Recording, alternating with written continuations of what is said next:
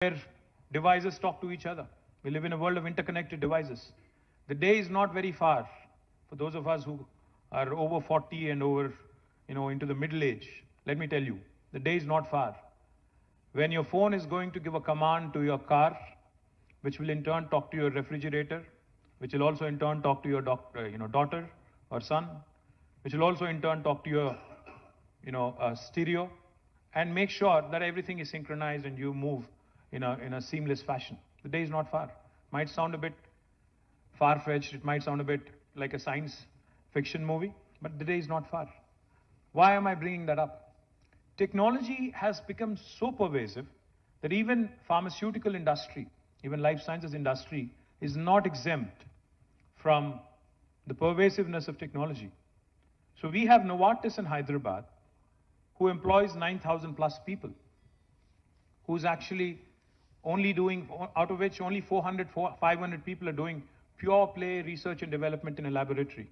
The remaining people that are working for Novartis are engaged in digital drug discovery, are working as biostatisticians, are engaged in biomedical engineering, are engaged in biomedical innovation.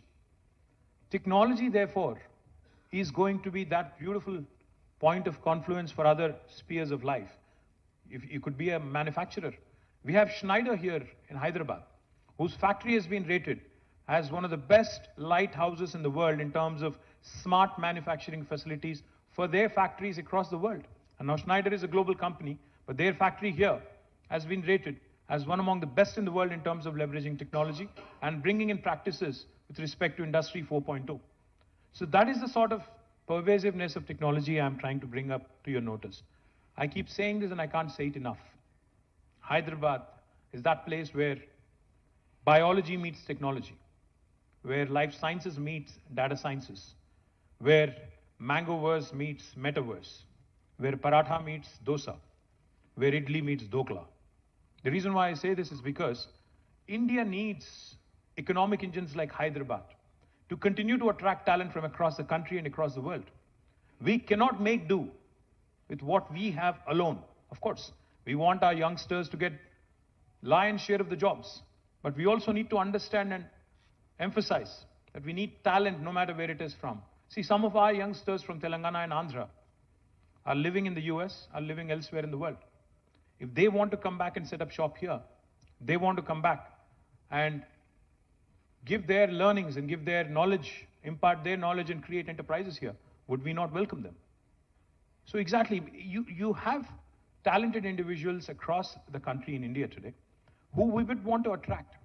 In fact, the point of confluence, technology plus other spheres of life, as I was pointing out, has become so pervasive that today if you look at the world order, the largest book seller in the world does not own a bookstore. The largest transporter in the world does not own a single vehicle. And the list goes on.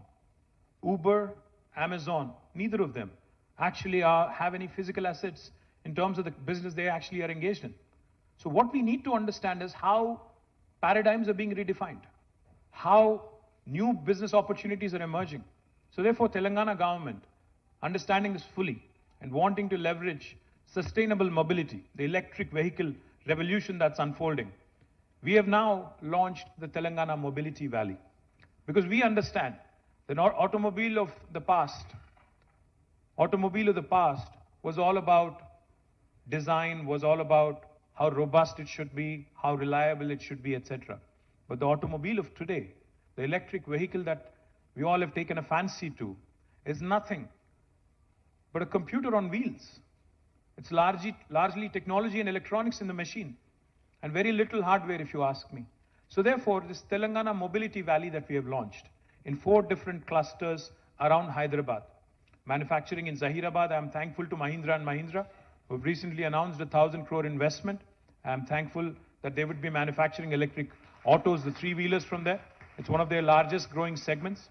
Likewise, I'm also thankful to Amar Raja Batteries, who's now setting up one of their largest investments, 10,000 crores almost, in Divitipalli in Mehboob Nagar. And I'm also thankful to several other operators who've signed on to create this vibrant mobility valley. what Genome Valley has done to the life sciences industry, I'm pretty confident that the Mobility Valley will do to the sustainable mobility industry, and Hyderabad will become the nucleus in India of this specific industry, which has an immense potential in the decades to come, in the years to come. I'm very confident, and those of you who are looking at, in fact, I met several entrepreneurs now, who are battery makers, charging infrastructure makers, etc., and even lithium-ion, cell manufacturers, etc. I look forward to working with you, look forward to engaging with you, and bringing more and more investment to Hyderabad. Now, another important sector that has done rather well in Hyderabad is aerospace and defense. We're very proud of the accomplishments of the aerospace and defense industry in Hyderabad. Look forward to consolidating more and more on that, because this is again a very exciting time to be a defense or aerospace player, because lots of new things are happening, lots of exciting things are happening, lots of joint ventures are happening. The world cannot do without Indian talent, without a question, because India is getting younger and younger, the world is getting older. Our median age is 27. 65% of India is less than the age of 35. So the Indian talent, which has now received a resounding endorsement from across the world, is something that we want to latch on to. We want to continue to build knowledge economy. And as part of that, in fact, aerospace and defense industry is something that I'm looking forward to with a great deal of optimism. But of course, going back to what Mr. Jacob said, he asked me the very first time we met, he said, do you want investment or employment? What is your focus? Of course, I said, I need employment. Because, as I said, we have a lot of youngsters. Every year, we have hundreds of thousands of graduates coming out of our education system. Now, government can only gainfully employ so many directly. What is the task at hand? What is the biggest challenge every government across the world has?